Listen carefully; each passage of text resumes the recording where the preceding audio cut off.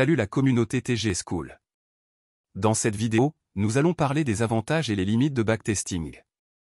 Commençons. Qu'est-ce que le backtesting? Le backtesting consiste à déterminer comment une stratégie de trading aurait fonctionné dans le passé. Le backtesting est un élément essentiel du développement d'un système de trading efficace. Il peut être effectué manuellement ou de manière systématique, et vise à établir si une stratégie de trading vaut la peine d'être mise en œuvre sur le marché réel. Le principe sous-jacent est qu'une stratégie qui a fonctionné avec succès dans le passé peut être considérée comme rentable à l'avenir. Bien entendu, cela suppose que les modèles de prix sur les marchés ont tendance à se répéter. Or, ce n'est pas toujours le cas, car les marchés sont toujours dynamiques et en constante évolution. Néanmoins, le backtesting reste une activité de gestion de risque saine, et il permet aux traders d'éviter de mettre en œuvre des stratégies de trading médiocres sur le marché réel sans s'assurer de leur efficacité potentielle. Les bonnes stratégies après le backtesting donnent aux traders la confiance nécessaire pour les appliquer sur les marchés, tandis qu'une stratégie qui échoue peut être modifiée ou abandonnée. Comment backtester une stratégie de trading? Un backtest utilise des données historiques pour qualifier une stratégie. Le sous-jacent déterminera le retour en arrière d'un trader. Un investisseur à long terme peut avoir à considérer plusieurs années en arrière, alors qu'un trader à court terme peut utiliser des données de plusieurs semaines ou de quelques mois. Le backtesting peut être effectué manuellement ou systématiquement, et il suivra généralement les étapes ci-dessous. Définir la stratégie. Décrivez tous les paramètres qui constituent votre stratégie.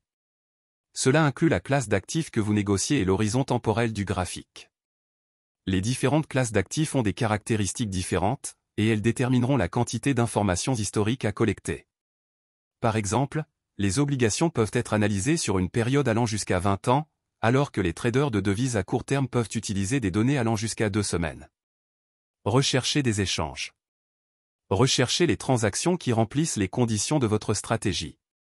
Analysez et enregistrez les signaux d'entrée et de sortie que la stratégie aurait générés si toutes les transactions avaient été effectuées. Toutes les transactions valides doivent être enregistrées pour déterminer le rendement brut. Les transactions valides sont à la fois des transactions gagnantes et des transactions perdantes. Déterminez le rendement net. Le rendement net est déterminé en tenant compte des autres coûts liés au trading, tels que les coûts de transaction, les commissions ou les abonnements pertinents. Comparez le rendement net au capital initial sur la période de backtesting pour obtenir le pourcentage de rendement net. Lorsqu'il est effectué efficacement, le backtesting permet de déterminer si une stratégie de trading peut être rentable ou non. Une stratégie rentable peut être déployée sur le marché en direct en toute confiance, tandis qu'une stratégie perdante peut voir ses paramètres modifiés et faire l'objet d'un nouveau backtest, ou être abandonnée. Les limites du backtesting.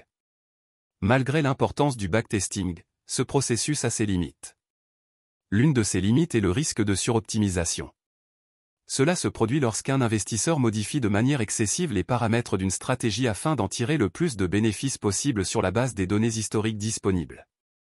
En fin de compte, cela peut conduire à une stratégie qui a été conçue pour réaliser un profit sur la période de backtesting, mais qui pourrait être largement inefficace dans des conditions de trading normales.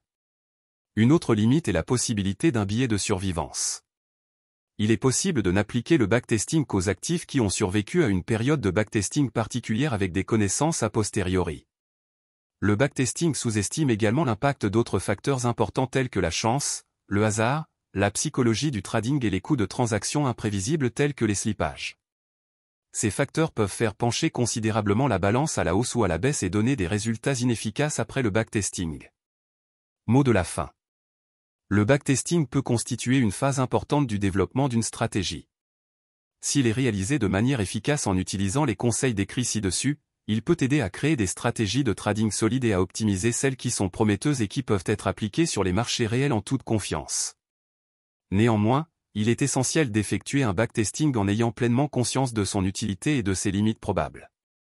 Nous sommes déjà à la fin de cette vidéo et si vous aimez cela, n'oubliez pas de la partager avec vos amis traders. Merci. TGV School.